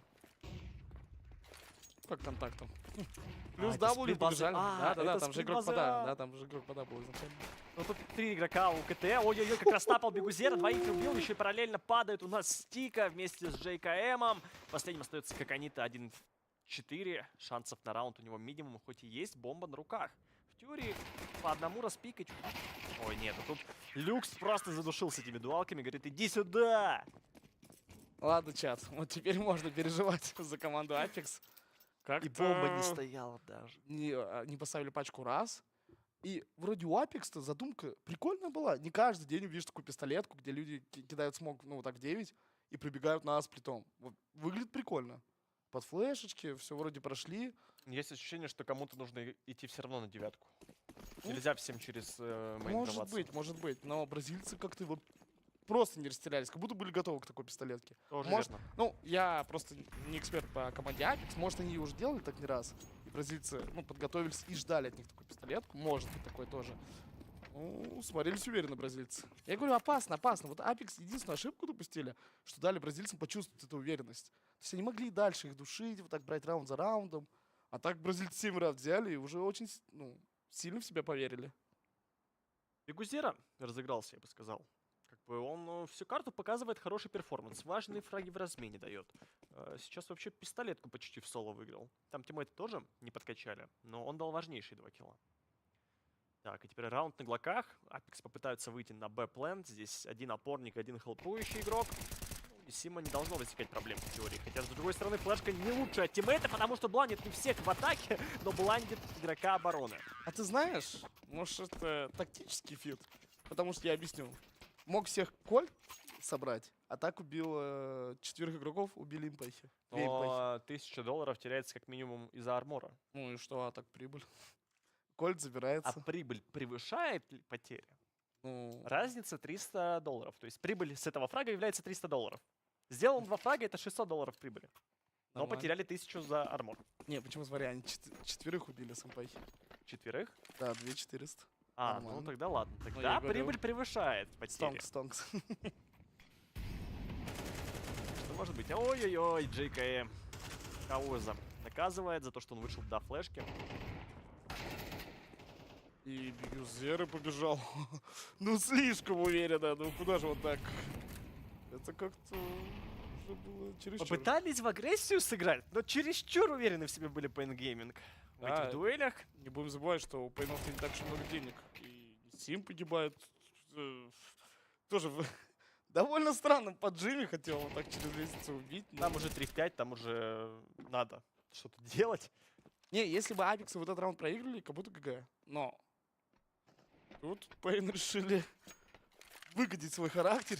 Характер максимально. ДКУС до флешки вышел. Ну и дальше ты посмотри, как они прожали. Даже не то, что как агрессивно, Бигузера это была побежал. ошибочка.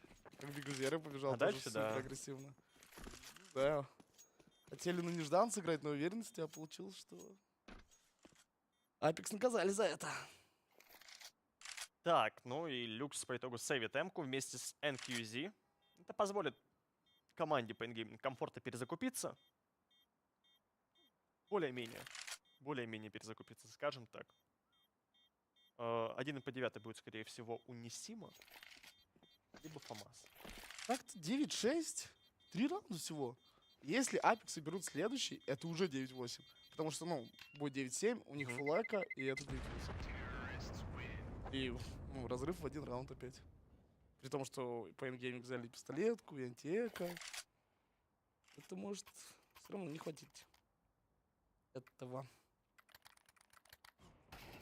Повторно показывают. Да, действительно, поджимы были максимально агрессивные. Сработал только один из них. Это пик рампы от Люкса.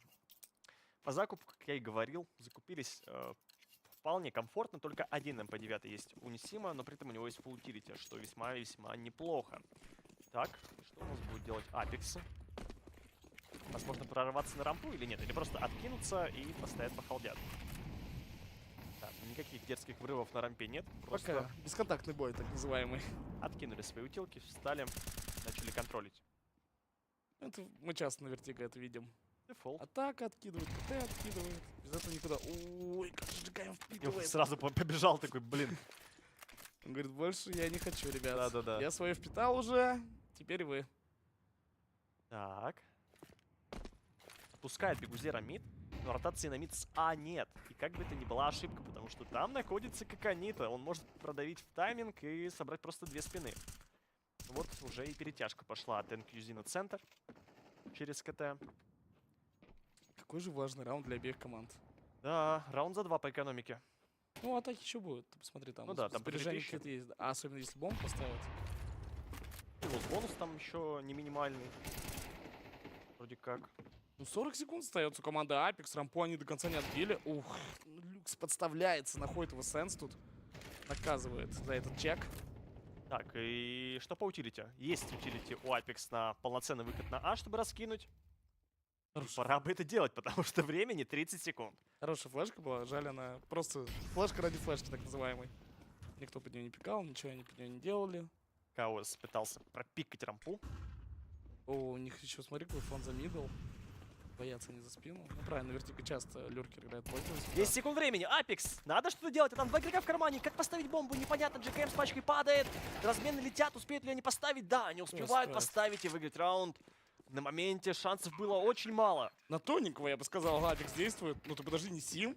Говорит, в этом раунде еще ничего не решено. Так, ну там под КТ бомба стоит. Ой, как тяжело ему бежать, но он верит в то, что нет никого в кармане. Дергает бомбу. Не Сим.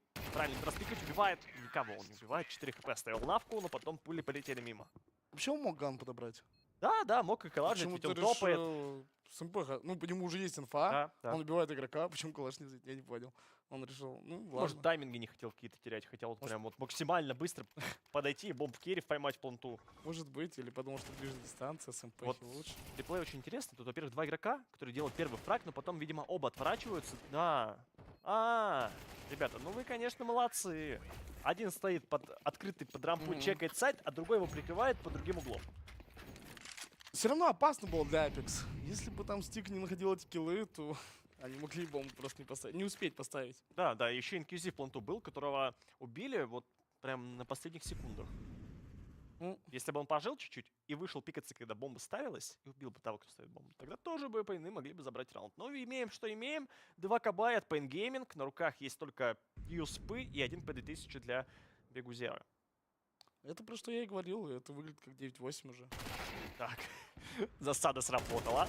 Навку надо жить. Навк добыл кучу информации, сказал, пацаны, они все на рампе, давайте ротироваться на Б-план. Не должно быть проблем. Спокойно зайдут на Б, поставят бомбу, уже там в КТ ходит игрок. Ну да, тут, я думаю, закрыто. Всего лишь-то, ну, отжали они фармилку. ЖКМ умер, зато добыл всю инфу, и они бесплатно зашли на Б. Так что это того стоило, наверное. Так, подожди, тут еще делают фраг по Коконита. 4 в 3. 3 в 3. Стика уравнивает. Ну, Сенс. Без армора слишком тяжело. Да, было преимущество, да. Но 2 фрага, это тоже. Там сразу у тебя и прицел прыгает в небо, панч работает. Тут Лакс калаш хочет украть, Люкс. Он вполне может это сделать, ведь апексы забили на этот калаш, убежали. Да, я думаю, он его засейвит. Но это уже 8-й раунд в копилку Apex. У них появляется уже довольно сильная экономика. Это про что я тебе говорил? Карта атаки. Ну, ты тоже... Стик еще тоже Аннулируем слова про сильную экономику. Да Она нет, не все равно много денег очень. А как раз в то же время у КТ мы видим, что каждый бай, который они проигрывают, будет заканчиваться тем, что они играют эко. Коэффициентики от Бэтбум, друзья. 1.62 на Apex, 2.25 на Pain Gaming. Оно и, понятно, ведь счет уже почти паритетный. Мы вам говорили, чат, карта. Надо слушать профессионалов. Но еще и $600 зафармили. Я еще зафармил до убийства с фармика. Такой, знаешь, приятный бонус небольшой. Но это позволяет ему купить АВП и немного утилити. Я бы сказал, это важный момент. Потому что если бы не эти $600, то и авика могло бы тут не быть. Но бразильцы все равно молодцы. Я думал, что будет прям в одни ворота игра. Неважно, за кого даже Apex начнет, за Т, за КТ. Но тут мы видим, что борьба. Да, это верно подмечено. Кто больше, близкая борьба. Pain Gaming молодцы. Так они еще и вполне могут победить, если соберутся и найдут способы выигрывать в обороне против команды Apex. Экономики, видишь, КТ не хватает. Даже если сейчас Pain Gaming возьмет раунд, ну выживет, допустим, один игрок или два, у них опять нет денег. Да. Это вот все время очень такая душная история за КТ. Так, Апексы выбивают утилити пода. Немного пошумели, заставили откинуть смоки и молики, но Pain Gaming тоже молодцы. Видишь, нет контактов, поэтому и смоки не откидывают. Ждут. Холодят утилити, это правильно. Не нервничает лишний раз. Ой-ой-ой, каким-то образом GKM опять сквозь смоки нашел энтри-килл. А тут и у Коконита сейчас будет встреча между с Симом. Коконит пойдет дальше распикивать. Ну, как-то вот Pain Gaming, оставшись четвером... ну они в сторону А угадывают. Хорошо, Нисим хочет сместиться пода, и как бы триас играют они. Тем более на Б стоит Ави, который в соло может Кюри дефаться, но очень важный момент первого фрага. Коконита начекал игрока на 9. Еще падает Коконита. Ну, как-то рано сыграл Коконит, нет такого чувства? Ой-ой-ой, какой ревил смока хороший. Как-то из стика там прыгал, как будто... А упал еще и навк пода. Ладно, как-то странная доигровка от Apex, если честно. Как они... Вот они 5-4 в атаке. То есть сначала должно было большинство сыграть, GKM. Убивает, конечно, но остается красным, и остается 10 секунд. Ну, я не верю в такой раунд уже от Apex. 3 в 2. Какие-то нереальные хедшоты нужно давать. Подожди, очень много демеджа от GKM, но Люкс вышел, и Сенси не смог по нему попасть. Хотя Люкс был красный. И что важно, выживает втроем Pain Gaming, а это значит, ну, 2 игрока продропают, но у одного останутся хотя бы деньги. Ну, уже чуть-чуть начинают делать экономику, хотя бы чуть-чуть. Ну и раунд взяли. Как-то, смотри, Apex нашли энтрик. Вот из глаз Apex посмотреть на этот раунд. Находят энтрик. Все, им надо просто вот собраться вчетвером под один плент. И как они-то поздний люрк в миду. Ну, по классике, да, если по книжкам мы разговариваем. А они как-то, как они-то начинают играть первый, берет эту дуэль зачем-то. И при этом он сначала вышел, причем начекал, увидел, что там есть игрок. Казалось бы, все, дальше ты не уходишь, добыл информацию. Но нет, он пошел дальше пикаться. А тут плюс занятие рампы, это может работать. Мистайминги поймал Люкс, он не ожидал такой дерзкой игры. Есть размен от NQZ, но позиции уже Apex отняли, и это самое важное для них. Хотя, подожди, падает GKM. Да? Ну, бывает, Вот вот так, анлаки. задушили гранатами, да. Молик в КС-2 тушится не моментально. Продолжается драка на А у нас. Тут уже 2 игрока КТ. Ну и атака подтягивается. Будут обновлять смачки. Так, сколько у них? Один смог еще есть у Навка и Молик у стика. Ну и флешечки за спину можно кидать. Да, обновили смог по левой. У Сенса очень хорошая позиция. Он под флешки может залететь сейчас. Молики горят, смоки лежат, но выхода от команды Apex пока нет. Хотя там проходит звено по короткому. Хороший смок, ставится бомба. Бомбу не нашивают. Утилити при этом нет. Pain Gaming, чтобы, например, взорвать бомбу. Зато есть Нисим, который убивает Сенса и добывает преимущество. Убивает еще и стика. Последним остается Навк 1x3. Навк перестрелял Нисима, но дальше все равно ситуация непростая. И все Нисим. А вы... Горячий парень. Так, тут даблпик. Да, и по итогу навка падает. Вообще, знаешь, когда я видел кучу таких ситуаций, где вот так КТ распикивать, и оба падают. Да. Ну, потому что угол, игрок атаки может так угол резать, что вот встает на хедшот, убивает одного и еще глубже садится, и вот второй также на хедшот бежит, и все. Тем более с клаша тебе надо одну пульку дать, и ты убиваешь игрока КТ. А что по экономике? У Apex все печально. Счет 8-11. Эко делать не хочется, но денег на закуп нет. Вот нам показывают повторы. В целом раунд начинался хорошо для Apex, но вот потом то, что игрок в гапе сделал так, не сим даблкил. Пару моментов, где Apex допустили ошибки, сказались очень негативно на раунде, и по итогу бай с 5 галилами и всего лишь 2 смоками. Как такое выиграть, я даже не могу представить. Но, может быть, команда Apex покажет, как такое выигрывается. Давайте смотреть. Последние деньги у Apex. Отдав этот раунд без бомбы. 2400. О, ребятки. А, нет, 1900. Хьюстон, у нас проблемы. Вот так будет. Ну что, бразильцы смогут ли дожать?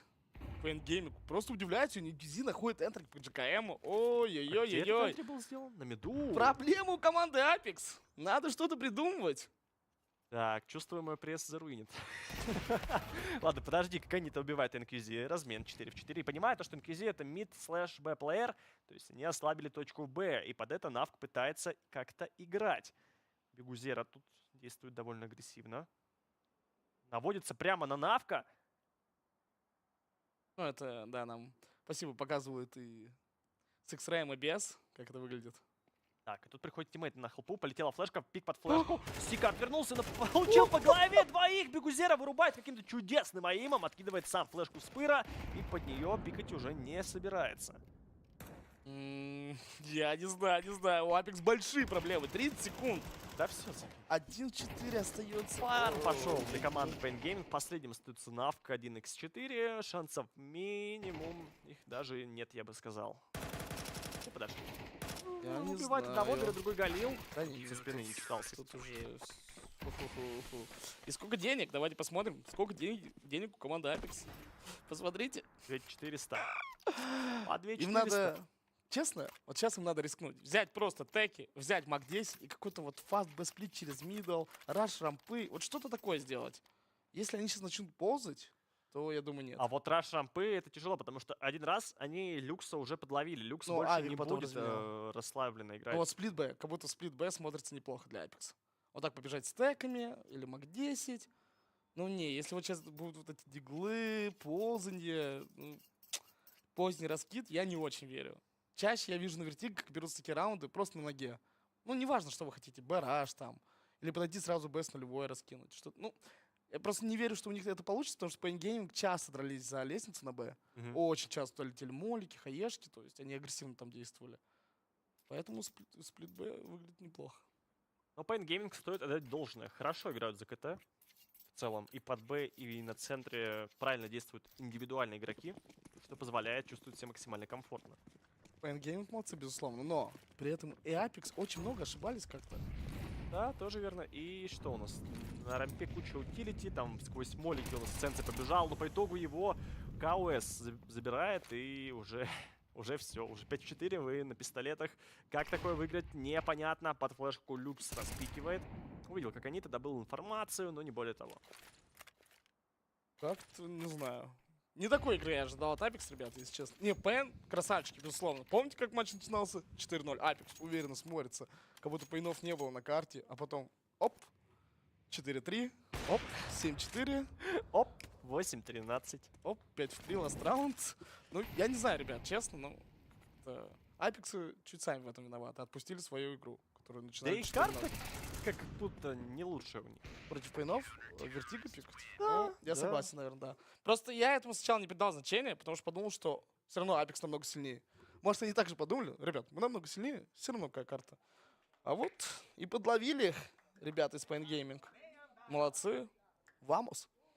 Да, действительно, Pain Gaming начинают эту стадию с 1-0. Это всегда приятно для команды, которая не является фаворитом.